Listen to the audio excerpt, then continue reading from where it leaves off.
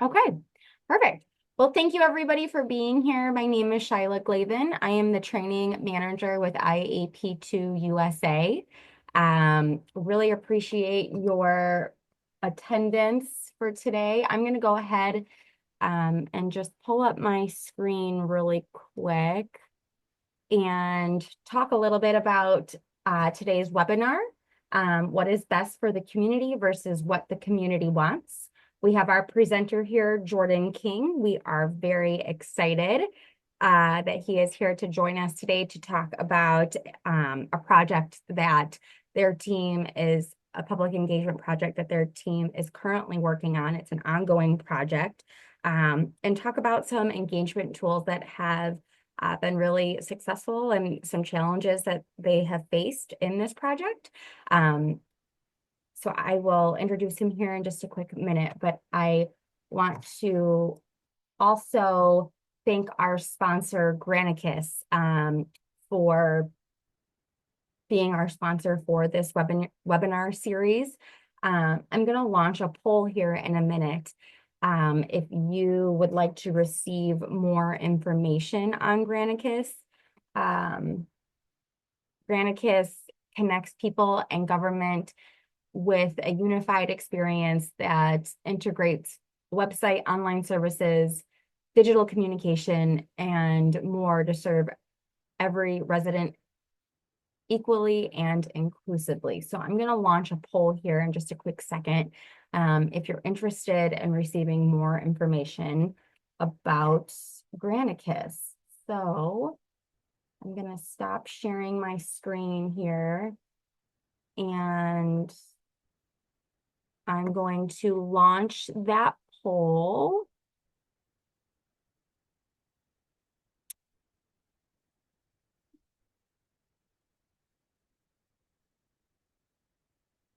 Okay, the poll is now open. So it's just two questions. If you're interested in receiving or learning more about Granicus,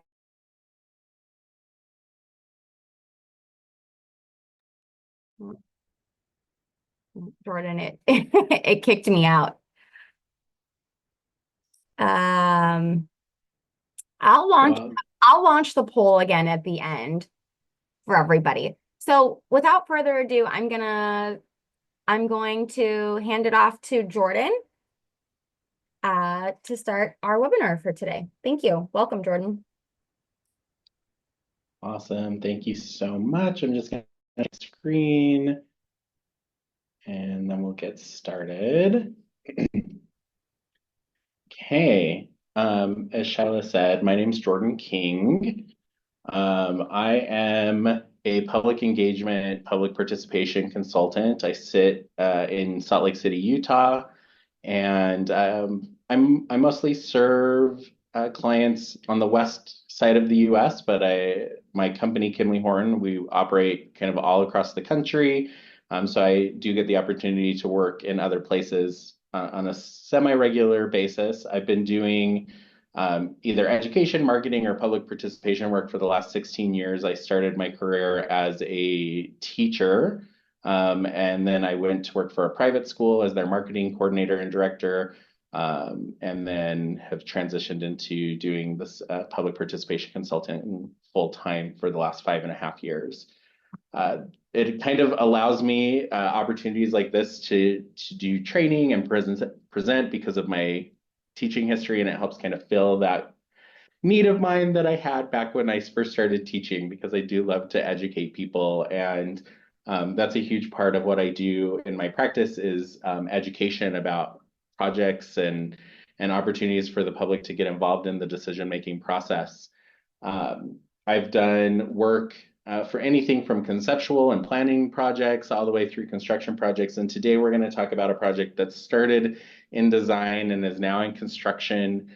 And this is a drinking water treatment plant in Utah.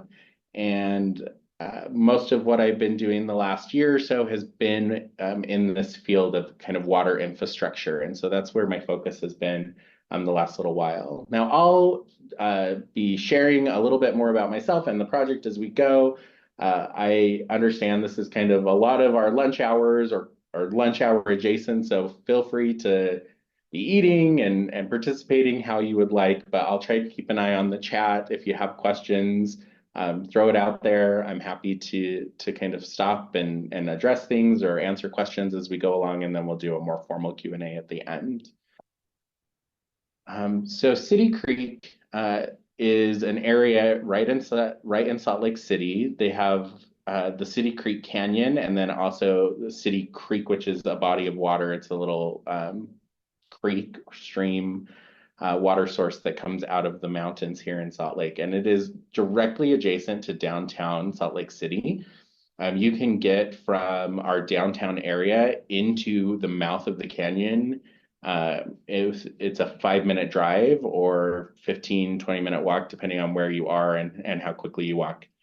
But I wanted to talk a little bit about the history of City Creek and the water source and the water treatment process to give you a better understanding of what we're doing as part of this project.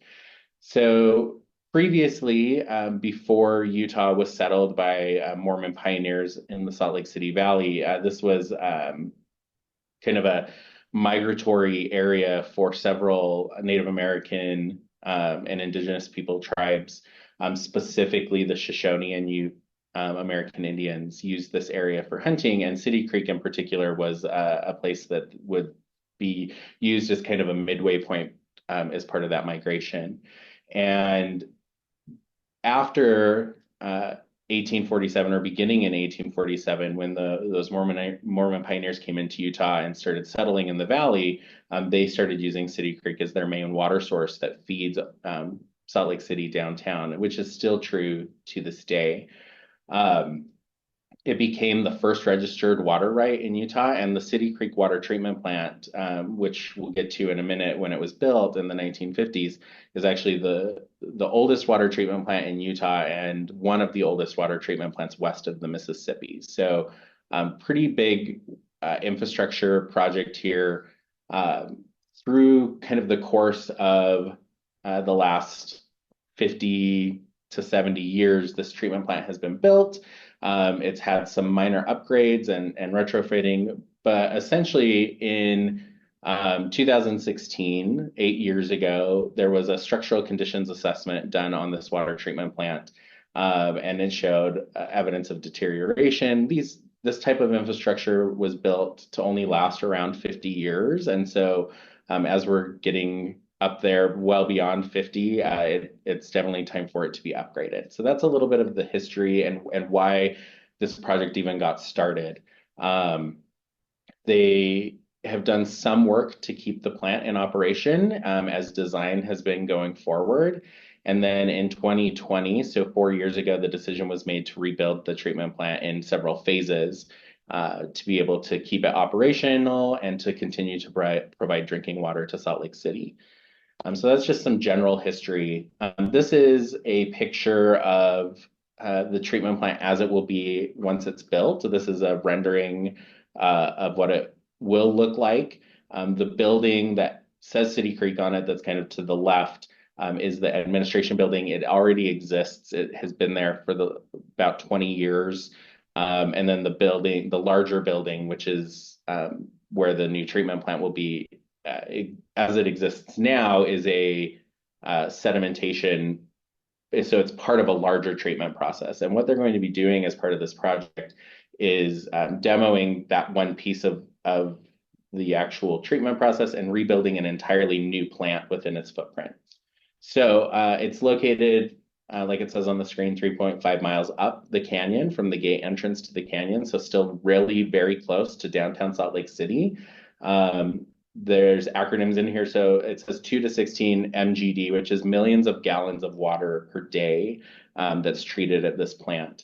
And the main beneficiaries are downtown Salt Lake City. And then we have one of our older residential areas of the city is called the Greater Avenues. And it is adjacent. It's built onto the side of the mountain where City Creek Canyon exists. And so they are the main beneficiaries of the water that comes out of this canyon.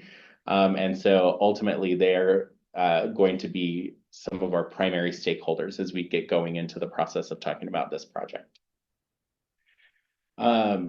So this is just an aerial view of the treatment plant. I show this because it gives you an idea of the typography of this project. Very wooded area. There's a small, narrow roadway, paved roadway that goes from the mouth of the canyon up to the treatment plant itself, which is essentially a large driveway. However, even though this area is owned by Salt Lake City Public Utilities, they allow recreation in the area. So there are some actual hiking trails, biking trails, and then the paved walkway that they allow cyclists and walkers, runners, strollers to be used typically throughout the project. So again, we're going through this piece of identifying who are the main stakeholders, who are the people that are going to care and be most impacted by this project. So project purpose, upgrade the existing treatment plant and improve the resiliency of the plant itself. Some other background is the Salt Lake City Public Utilities applied for a grant from FEMA. It's the Building Resilient Infrastructure and Communities grant. And so this ended up paying for about 1/3 of the overall cost of the project. So it reduced the cost to the ratepayers by approximately 30%. This is kind of the big key point, and then I'm going to get really starting to talk about the engagement piece of this. But there is a really constrained project schedule. With that federal funding, they are required from the time that that funding is allocated and the project begins as part of that package, they have 36 months to complete the work. And so they've done this and broken this down into several steps so that they could get everything prepped at the plant ahead of that funding deadline being kicked in. However, it creates impacts to particularly our recreational users in the canyon. Those impacts started in 2023 and during some of our step one construction towards the final phases of that, but then really started to be impacted on step two at the fourth quarter of 2023. And then construction is slated to continue and be impacting recreators all the way through May 2027. So as an engagement professional, when I was brought on this project at the very beginning, early kind of design and pre-design phases, we talked a lot about what is this? This is a pretty big impact for a long period of time. So how are we going to engage our community and give them an opportunity to have actual not only equitable but engaging public participation, where we are keeping our promise to the public about how they're engaged, what are our goals. And so the next piece for us as part of this project was to really identify who are our different audiences, who are our different stakeholders, and what's the level of engagement that we anticipate from a professional side that is going to be needed. And then we collaborated with the decision maker, our client, pretty significantly to understand what their needs were. Now, I was in a really good position for this project from the get-go because I was lucky enough to live and work in this area. So I live fairly close to this canyon. I'm not one of the main stakeholders, but our office is in downtown Salt Lake. So just a few minutes away from where the construction is happening by car. And so I got to have a kind of a really intimate understanding of what some of these stakeholders were going to be experiencing as this project continued through. So we talked about ways that we can engage the public. What are the engagement tools? Who are the different audiences? And what level of engagement do we anticipate that we're going to need for each of these different pieces? So we have, in working with the decision maker and working with public utilities, we determined that depending on the different stakeholders, likely the levels of engagement we would be using from the spectrum would be inform, consult, and involve. We look for opportunities, and there have been actually some opportunities to do more of a collaborative effort in some areas, but with a much more reduced stakeholder group. But I'll just run through this really quickly, kind of where we ended up. So for the general public, we established a hotline, we established a website. So areas to inform and allow people to find out more information about the project. Our website is a repository for much more detailed information about the history of the project, the hows and the whys. Um, Obviously, as you can see here, we tried to do a few other things that either landed in inform or consult right at the kickoff of this project. So very early on, before we started construction, we sent out a postcard to kind of the not the most adjacent residents to where the project would be happening, but kind of the next ring out, people who we think probably use this canyon to recreate occasionally, and then people who are ratepayers and who are the direct beneficiaries of the water that come out of this canyon and is treated for their use. So we sent out a postcard about general information about the project. We invited them to take a survey and we directed them to our website, which leads me to the next piece, which is our survey. So we ended up doing, there are a little over 13,000 homes in this Greater Avenues area, which are really close to the canyon. And we anticipated that these would be the most impacted people from any type of restrictions to canyon use. We had those who would experience construction equipment driving through their neighborhoods to get up to the canyon. And so I assembled kind of a task force of support. I have a decent sized engagement team that works with me, but I also recruited a handful of other interns from other areas within our company, and we hit the streets. And we went out and went door to door to these 13,000 homes over the course of about 2 weeks and knocked doors, gave them a one sheet about the project, the history of it, why it was going to be happening. We didn't have the details about construction yet because we weren't that far enough in design, but we wanted to understand who used the canyon, what they used it for, and what their values were. So we ended up calling this a values survey. And we use this to help shape our engagement plan for the coming years. We asked questions like, do you recreate? What kind of recreation do you use? What do you love most about the canyon?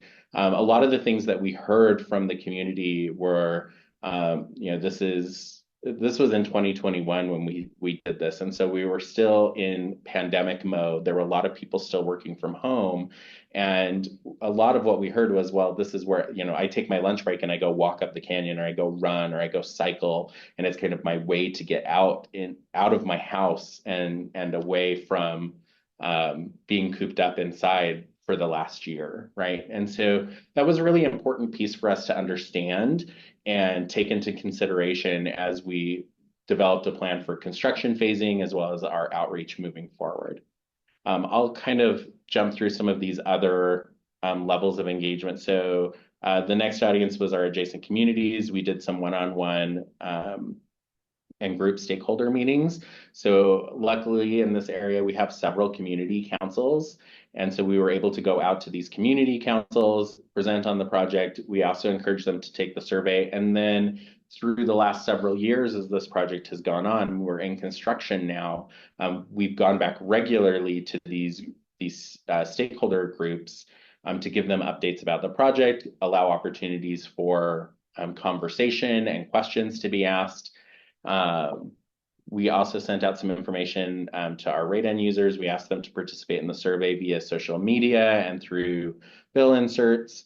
And I already mentioned the postcards that we did. And then we included a group of internal advisory members. So we pulled leaders from community councils, leaders from the bike and cycling community, and then internal members from the project team. So our constructability experts, these were the people who could tell us what kind of restrictions would be needed to be able to construct this new plant. And then our director of public utilities, who is a huge proponent of public engagement and really understands the importance of it. And so that group helped us also define and redefine and edit our public engagement plan, which of course, as many of you I'm sure do, we consider a living document. So we're reviewing this very regularly to make sure that we're hitting all of the points throughout it. So tons of information about engagement tools. I could talk about this for a long time about everything that we've done. But this was our general plan and what we've been incorporating through the last few years to be able to inform our public. So I'm going to talk about a few other details and also some constraints that we've had. As I've mentioned a lot, this is a huge recreational area. And one of our biggest concerns, so we had two. One, are there opportunities that we can maintain any kind of access for our recreational users? And um, with restrictions that we do have to put in place, how can we keep people safe? So starting about a year ago when we did a more concrete closure of the canyon, we determined there are picnic sites, 30 of them throughout the canyon. And at about site 16, which is around 3 miles up the canyon, so just before the site of the construction where it was actually taking place, we installed a second gate where we considered everything beyond that gate to be part of our construction zone. The reason we did this was it allowed us to give access to the lower part of the canyon to our recreational users much more frequently. So initially, when construction first started, we allowed some access all the time below Site 16. And then once major construction was happening, there was a lot more equipment in the area, construction equipment going up and down. We ended up determining that we needed to close the canyon road for safety entirely during the week, Monday through Friday, and only open it up on the weekends and holidays. So some of the things that we started to see were attempts to navigate the canyon on days that were closed or beyond Site 16. This was caught on cameras. We'd see construction crew members seeing recreational users go around the gate. You can go a certain amount of feet off of the roadway and still work your way around it, which posed a significant safety risk to the public. And we had people passing through a closed breezeway, which is at our main gatehouse at the entrance of the canyon. We have a breezeway that's open for bicycle users.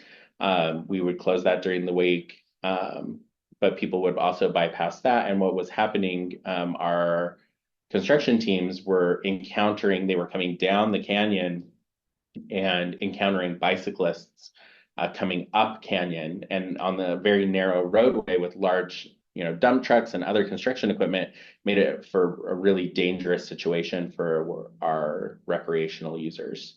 There are also several points where we have trails that run parallel to the roadway, and areas where they cross the roadway to access things like restrooms and other trailheads. And we allowed the trails to stay open during construction. It was one of the concessions we decided to make to allow our recreational users to still be able to get into the canyon, but just not use the road, with the exception of having access to any of those cross points. So we installed a bunch of additional signage in the area to let people know that it was unsafe, that it was a construction zone, and people were still crossing, and it was creating additional safety concerns. Some of the other things that you can imagine is if some people running in the canyon who have headphones on and they're listening to music, they don't hear a large piece of equipment coming down the roadway, which presents a safety concern for them too. Also visibility issues. This is a winding canyon road, so you can, especially if you can't hear, you could turn the corner and be head on with some construction equipment. So one of the things that we had to do to work our way around this was we installed some more permanent signs in the canyon, talking about the safety concerns. And then we also enlisted the support of our local police department to help regularly monitor what was going on in the canyon, talk to recreational users, and they kept a list of repeat offenders, and we actually ended up posting signs that there was the potential of being cited or fined for going into construction zones and construction areas that were restricted. We haven't had to do that yet. No one has been fined yet, because as we've installed some of these signs earlier this year, we've seen fewer people trying to access the area, which has been a big benefit. We enlisted the support of local media as well. So we've done several press conferences in the area to talk about these safety concerns we were seeing. And we provided videos from our trail cameras and road cameras and from our construction crew of people in unsafe situations. And so that has helped kind of spread the word about these safety concerns. But we continue to meet with our Bicycle Advisory Committee, which is a group that the Salt Lake City mayor has put together.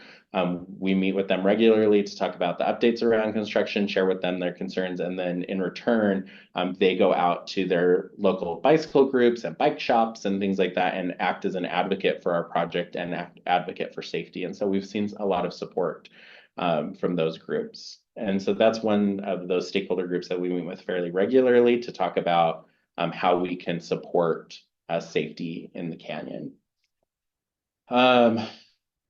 So I mentioned we meet with we've done a handful of community events. We've met with community councils. So there's a few different things that have happened. I mentioned some press conferences. So some of the pictures here we have Mayor Mendenhall from Salt Lake City and the second gentleman, Doug Emhoff, came and did a press conference talking about our BRIC funding. And they shared a lot about the importance of this project. It allowed us to create a conversation around the need to protect water treatment, to be able to continue to provide clean drinking water, which is one of our key messages. Below that, there's another picture where we have a representative from FEMA that came and we did an event we called Gear Up for City Creek. So right before we did some of our closures last fall, we invited the entire cycling community and our runner community and all of the residents nearby to come for one last like hurrah up all the way to the top of the canyon past Site 16 where that closure was going to be. We gave out water bottles and other swag, and then we had kind of like a fun run, walk, bike up the canyon. And so that was a really fun way for us to get the community involved, to share with them the importance of the project and give them an opportunity to get up in the canyon. We regularly go to community events, to festivals, and there's the Avenue Street Festival, which is in the area in which this project is taking place. So we've gone out there every year for the past 3 years to talk about the project. We've gone to other community events to talk about the importance of clean drinking water and share updates about what's happening. And then the large picture here is our director, Laura Briefer, who, as I mentioned earlier, is a huge advocate for public participation and engagement on her projects. And she understands the importance of getting out into the community and allowing people to have a voice in what's happening. And so this was her helping us present at one of those community council meetings that I mentioned earlier. Okay, so another piece of the project that we've done is an educational component. I mentioned this a little bit earlier, that for me, I love being able to educate the public about projects and what's happening. And water is kind of an interesting thing because when I work on like a transportation project, we're building a new bridge or we're repaving a road that's in disrepair. It's something that's really visible and people can understand what's happening. They understand the importance of roads. And water is one of those things that people sometimes think about, but it's so invisible in our daily lives. We don't think about turning on a faucet and getting water to wash our hands or to drink or to cook with, water to take showers and water our plants and those types of things. All of that infrastructure is mostly underground. And so we don't think about it, I think, as frequently as we do other types of work that would potentially impact us. And so one of our another key message for us, one of our main goals was to also educate the community about the importance of water and helping understand what the water treatment process is so that they can connect more with this project. We've found through this process and in the past on other projects, when we are able to educate the how and the why behind, we get more buy-in from the public, particularly when there's an impact like the one that we're creating here, where we've restricted access. Those who understand like, oh, this is a really important project, It provides drinking water for me, which is a necessity of life, that we are able to have a smoother process of engagement and get more buy-in, which is important to keep the project moving forward. So we've done a lot of education through social media campaigns, through newsletters. We do a project called Kip's Tips, which we have a mascot for this project. His name is Kip. It stands for Keep It Pure, which is a campaign that Public Utilities has had going on for lots of years about keeping our watersheds and our drinking water sources pure. So we have this little mascot. He's a pika, which is a little kind of rodent. He looks like a cute little mouse that lives in our watershed areas, and he's acted as a mascot for our project. And we share out Kip's tips fairly regularly about the water treatment process, how different things work. We share these via social media. We have almost 1,000 people signed up to get weekly email updates about this project, so we share Kip's tips there. And then we've also created a few educational videos to help people understand how water gets to their homes. And so I'm going to just share this video really quick. And I can see Sam because you have your video on. So if the volume's not working. Hi, I'm Chloe, and this is my friend Kip. He's a pika who calls the cool mountain areas of Western North America home. When you spot Kip around watershed areas along the Wasatch Front, that's how you can be sure everything is okay. Join me and Kip to learn about the water treatment process from source to tap. Getting safe drinking water all starts with protecting our watersheds. It's important to stay on designated paths to make sure that dogs and other people aren't disrupting the water treatment beds. Water treatment starts with the intake phase, which involves moving water from creeks and reservoirs into the treatment plant for processing. Let's look together at what happens inside these water treatment plants. The next step in making water safe to drink is called flocculation, which involves adding a chemical salt or coagulant to combine with material floating in the water so they form small particles we call floc. Floc, and even heavier particles, like sand for example, are allowed to settle during the sedimentation process, where particles separate from water. The water continues to move through the treatment process, leaving the sediment behind. In the next step, water is filtered to remove even smaller particles and disinfected with chlorine to destroy pathogens. Fluoride is also added to the water at this stage, per Salt Lake County Rule number 33. Once the water is disinfected, the clean drinking water is stored as it waits to make its way to your home. In less than 24 hours, water travels from City Creek Canyon to your tap. Clean, delicious, and treated. The water you see comes not just with the turn of a handle, but after a lot of time and care has been taken to pull it from the source. So now that you know all about the water treatment process, it's important to remember the 5 R's of water conservation: reduce, recycle, resource, reuse, and recover.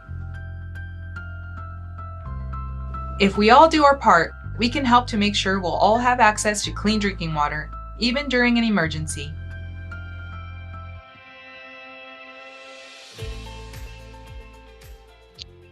Okay. So this was one of our longer videos. Most of them are quick, short, on the source. We film them with our cell phones, and then we upload them to social media.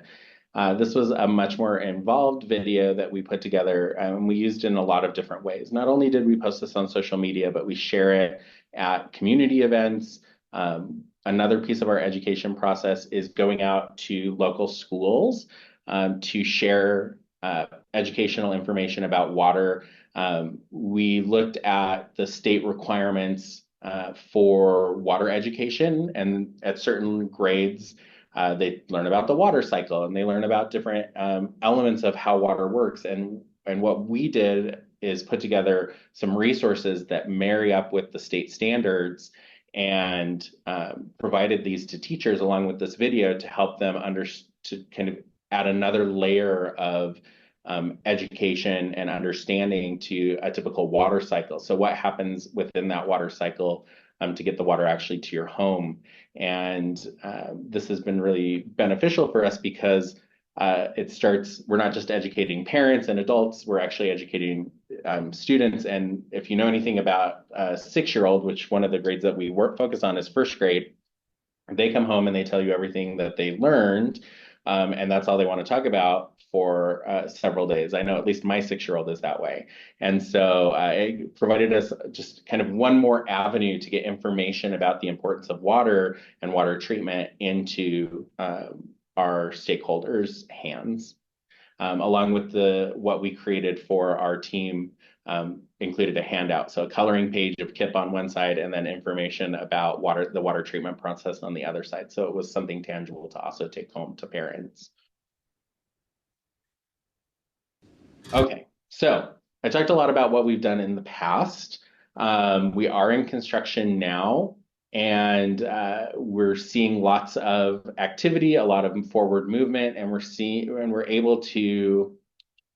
So I'm going to compare where we are now to where we were a year ago.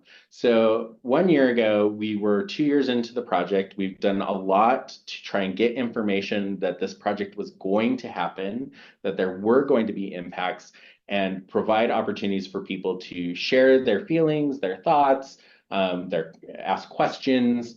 And we knew once we started construction that was impactful, we would have a lot more people invested in the project. So one thing that we started also a year ago, a little over a year ago, is we created a text hotline. So in addition to our normal hotline, we added a text group. And we have about 600 people who have signed up for text alerts, and we send these very sparingly. The intention behind it and the way we advertised it was when we have an opportunity to provide additional access outside of weekends and holidays, we will text you. Or if there's a major safety concern, we're going to text you. So we have 600 people who signed up for this, and there have been several times over the last year or so where we have said, hey, we don't need to work, or we can't work for this day or that day or whatever, and we'll send out a message, and we get a ton of people responding saying thank you so much. And it allows an opportunity to create more opportunity for the canyon recreators to use the canyon, which was one of the promises we tried to make after seeing our values survey come back and see how important this recreation area was to our community. So that was one other way that we started doing engagement with them. So a year ago, we started our major impacts. We ended up going from being really on the offense, trying to prepare people, spending 2 years talking about the project, and then bam, construction happens, restrictions start happening, people are starting to feel the impact. And then we spent about 6 months dealing with the safety concerns that we talked about before, responding to inquiries, and then we ended up being really having to be more on the defense because people were upset because they were starting to feel the impact of this. And so one of the things that's very important, I think, to talk about in the engagement process is that it's going to ebb and flow. There's going to be times when you're doing everything perfect and you planned everything you wanted, and then all of a sudden we have one really frustrated person or a group of frustrated people who are being impacted in a way that they perceive very negatively, and blowing things up. So specifically, we had a member of the cycling community here in Salt Lake who was a member of the Bicycle Advisory Committee, but had not attended meetings due to health issues, who lived in the Avenues area, but hadn't attended any community group meetings, any of our festivals, for some reason missed our surveys and postcards, and then his health improved. We had the one other thing that we did, we put signs all up and down the canyon, kind of age stake signs, the kind they use for like political campaigns, with information about the project, that there were going to be restrictions, when restrictions were happening. And we put these all up and down the side of the canyon.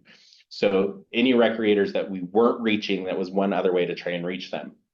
This gentleman hadn't been in the canyon for 2 years. He'd been having some health issues, working on recovery. And basically a week after the impacts hit, he went to go for a ride in the canyon and wasn't able to, and was very frustrated. And this particular gentleman held a lot of influence in the community. He is the editor for a local cycling magazine that he hadn't been again involved with because of health issues. And so it was someone that we missed, but someone who created a lot of influence. So as soon as he got out there, he got his magazine started again. He wrote an article about how this was a really unfair project, how we weren't doing enough for recreation users, that weekends weren't good enough, that we should be allowed past Site 16, that trails only cater to people who use off-road biking or trail running. It wasn't working for road cyclists. And we ended up receiving several hundred emails to us, to the mayor's office, through our project website, to the Department of Public Utilities, and to local news outlets about how frustrated people were. And when we dug into this and met with some of the people and responded to some of the people who were sending all of these emails, making these phone calls, frustrated about the access, what we found was the majority of them were people who didn't actually recreate in City Creek Canyon, because we would ask questions. Well, when's the last time you were in the canyon? Have you seen our signs? Do you live in this area? Are you part of the advisory committee, the bicycle advisory committee? Do you read social media? And we were really disheartened because we were frustrated that we felt like we had dropped the ball in a really big way. And in some ways we had, because we had really focused on the immediate stakeholders and not people who lived 20 miles away, who maybe drove to this canyon to recreate in. And there were a couple of those people who didn't come very often, very infrequent. So they didn't see signs, didn't see notices. They didn't live within the service area, so they didn't get a utility bill that had information about it in it. And those people, we were able to help them, educate them, help them understand about the project. And then there was this large group who we spent a lot of time talking to. I made a lot of personal phone calls. We sent a lot of emails, helping them understand the project. And then we found out that they saw this article and were advocating for their community, which was great, but it wasn't, they weren't directly impacted because they were cycling somewhere else. And so as we were able to explain everything we had done up to that point, a lot of that tension kind of simmered back down. There are still a few people. A few weeks ago, I was at a community event where we had people, most people came by like, oh, it's such a bummer, we can't use the canyon right now, but we understand. And then there were the people who wanted to know more about the water treatment process, and they'd seen some of our educational stuff and they wanted to dig a little deeper. And then there were a few people who just were really frustrated about it. And I think it's important to acknowledge that and understand that we're not always going to make everyone happy. And that's part of that, the conversation about what's best for the community, this clean drinking water versus the wants of the community. And so we really tried to do the best we could with the education piece about the importance of water to offset the frustration around the recreational access. So how are we doing now? Here's some updates of construction that's happening at our treatment plant. We try to share pictures of like actual construction happenings. We try to show impacts. With this one, you can see there are a few pictures that show construction in the roadway. We've had one of our biggest complaints is, why can't we go on the road past 16? Well, we have construction equipment in the roadway. We have trucks moving back and forth from our staging area to the actual construction site. So those are some of our concerns. So we try to share that information out. You can see a picture here of them installing some of our more temporary signs. You can also see off to the left and down, there's a small, like kind of orange and colorful sign. This was one of those H-stake signs I mentioned, letting people know about impact and encouraging them to sign up for our text updates. So this is construction that was happening in October, so just a few weeks ago. It's now snowing today, so I'm going to get some pictures later today when I go up and do a site visit that have snow. So that'll be kind of fun too.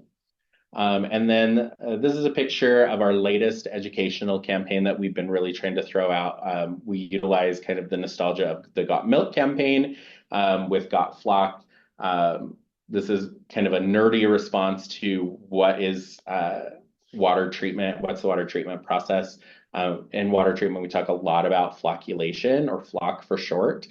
So we have these shirts, we are handing out stickers, and we're trying to get people to talk more about what is flocculation, what is water, why is it important.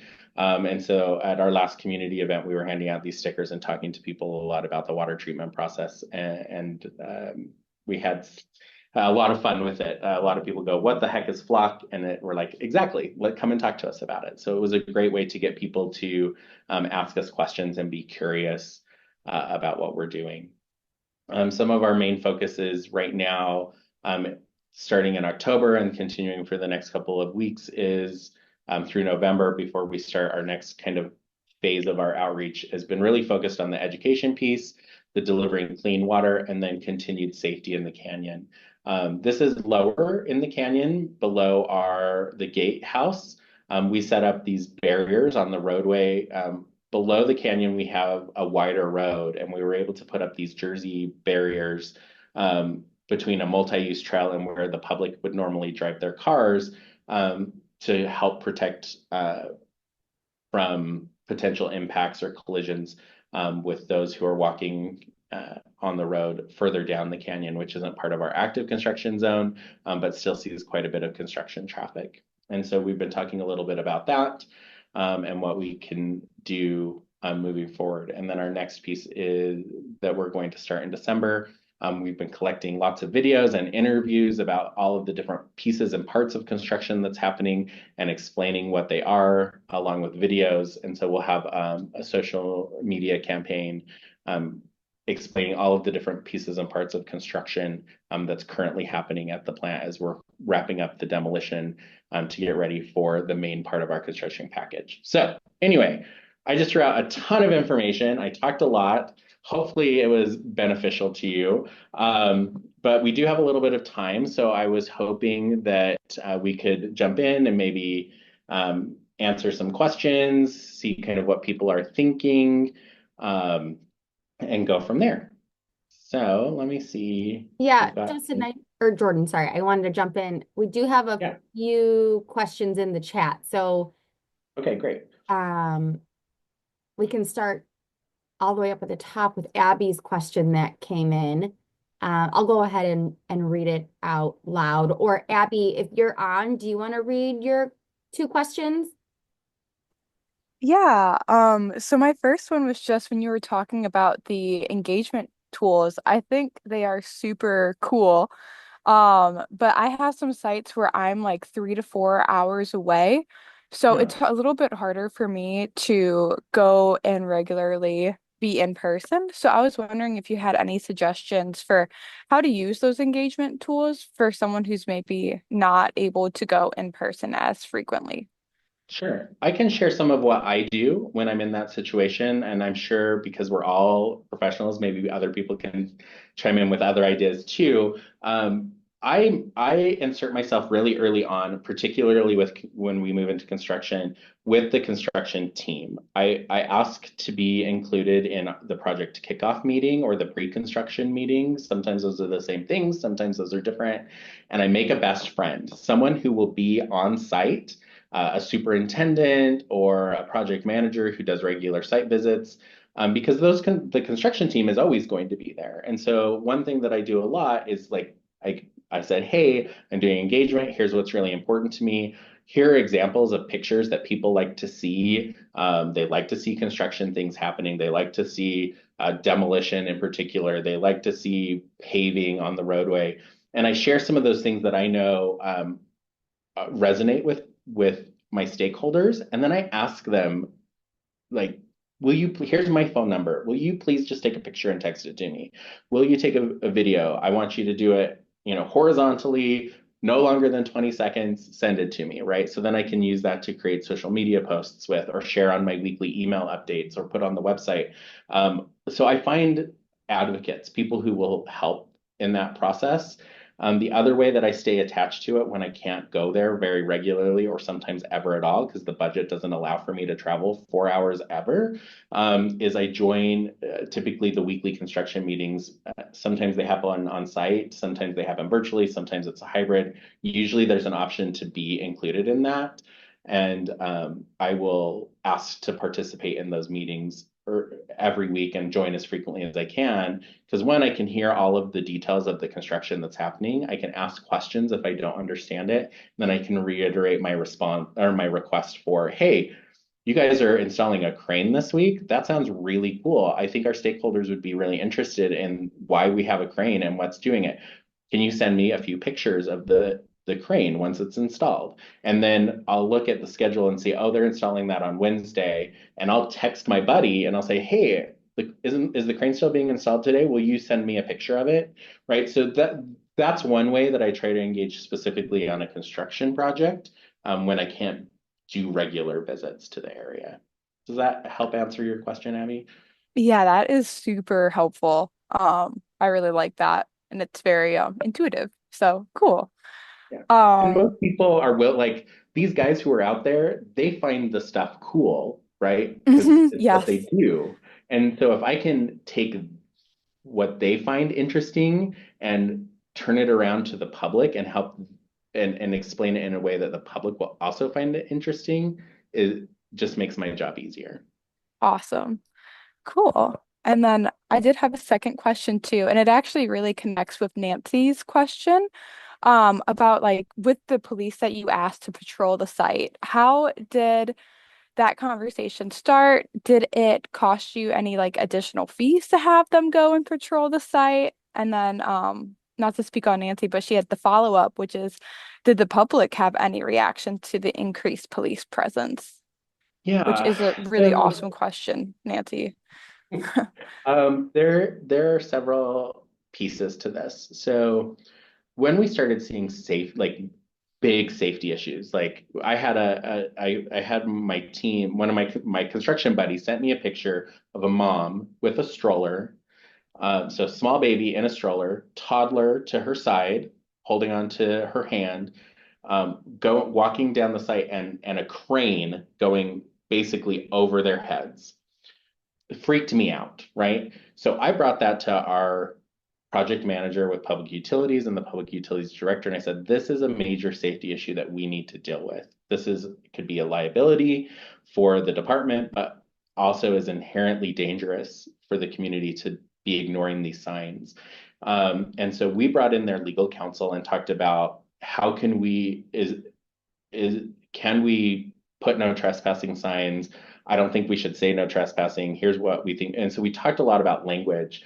And then we brought in the chief of police to be part of that conversation. And in this situation, he actually offered, hey, here's an actual law that we can cite on the signs. It has a citation number attached to it around trespassing in active construction zones. So if you put that on the signs, it's enforceable by our police force. And I can have a team go up there. Like he asked us, what are the most busy times? When are you seeing these issues the most? And we gave him a few times and he offered to send a crew up there. So in this situation, the project team didn't have to pay for it. The police offered to send some teams and they collaborated really well with us. I have been on other projects where we've asked for police presence for one reason or the other. And what they ended up doing was giving us off-duty police officers who came in uniform with their squad cars, but we had to pay out of pocket for their time. And so it did cost the project money to do that. So I've seen it both ways. As far as the public reaction to it, when they were up there patrolling, they parked their car on the side of the road on a spot where we had a little extra room at one of these picnic sites, and just kind of like hung out and talked to everyone as they were walking past about 500 feet away from where the closed gate was. And we didn't have anything negative come from that. We let people know it was happening ahead of time. So in our email update and on our social posts, we said, hey, we've talked a lot about safety and some issues that we've had. We've mentioned that we might be citing people if they're doing this. If you see police presence in the canyon, don't be surprised. They're there to make sure that everyone is safe. And we didn't get any responses from that. And I went and spent one day with our police officer up there. They were there for several hours at a peak time that we typically see a lot of activity. And we just chatted with people. It was very low key. Like I mentioned earlier, we haven't had to cite anyone, but there's kind of that imminent threat of if you go and you do something you're not supposed to and you're going in areas you shouldn't, you might run into a police officer. And so that I think has helped. Also, it's getting colder. And so less people are going out, and it's snowing today in Utah. So that helps a little bit. So we haven't had any negative response to having the police force up there, but they're also being generally friendly and issuing warnings. They're not citing anyone yet. So let's see. Did Abby and Nancy, did that answer both of your questions? It did for me. Thank you.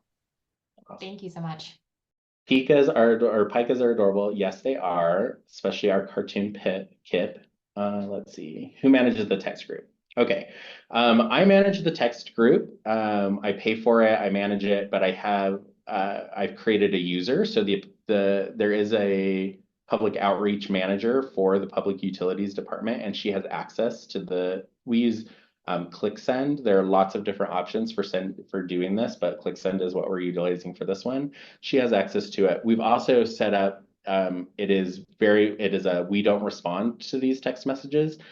So even though I monitor them and I see people respond, generally we draft the message, we get it approved from our community, that her name is Chloe, our community outreach manager for public utilities. So I draft it, she approves it. Usually she doesn't have changes, sometimes she does.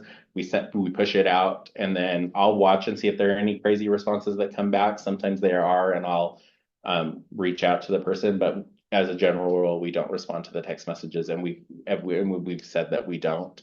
And that if there's questions, they can email us, go through our website, or call the hotline. We don't, so we monitor it, but we're not responsive on it. Okay. I know we're like really close to being out of time, so I'll try and answer these really fast. Sense of overall timeline and project cost. So I started in 2021 on this project. This is a large project.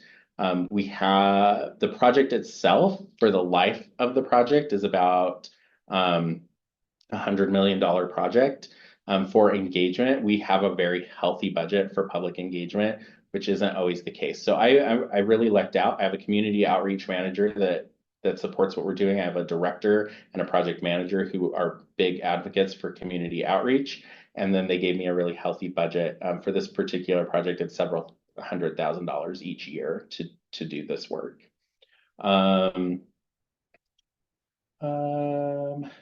Okay, unrelated note, do you have a tried and true way of determining how much public participation should be included on a project? I usually, there's lots of tools, but I almost always start with the spectrum of engagement, and I fill out, there's a worksheet is part of the foundations training, that it talks about like who are our stakeholders that we think are going to be on this project, and what level of engagement, and what do we think their concerns and goals are going to be. And then I take that to my decision maker. So in this case, my client, the public utilities, and I have them go through that list with me, see if there's anyone that I left off, and see if they agree with me on the level of engagement. And then I write my public involvement plan from there. Yes, would I have done anything different for those who are 20 plus miles away? I don't know that I would have. There's so few of them that we kind of grab them as they come up. The 99% of our stakeholders are the ones that we were engaging. Shoot, we're 1 minute over. Let's see. If you have a question that I wasn't able to get to, I'm on LinkedIn, Jordan R. King. You can reach out to me there. or I work for Kimley-Horn. You can find me if you Google Jordan King Kimley-Horn. I'm happy to chat with any of you and answer any questions that we weren't able to get to. I'm really grateful to be able to present this. I got to present this at the Midwest conference earlier this year, and then they asked me to turn it into a webinar instead. And I just am grateful to be able to share these. I appreciate when other people share their lessons learned and talk about their case studies. So hopefully this was beneficial for you. Thank you so much for joining us today. Jordan, do you mind if I share your email in the chat? Not at all. I'll put my email and my phone number in the chat for everyone. Okay, perfect. Thanks, Jordan. Yeah. And thank you everybody for joining today. If you just want to stay on for one more minute, if you want to collect Jordan's email and phone number, it just got put in there. And Jordan, I can also send, I mean, if you're open, I can send your phone and email and a follow-up email as well. Is that okay? Yeah. Okay. Totally fine. Okay, perfect. All right. Well, Okay. thank you everybody for being here today. Appreciate your time, and we'll see you next Enjoy the time. rest of your Thank day. you. Okay.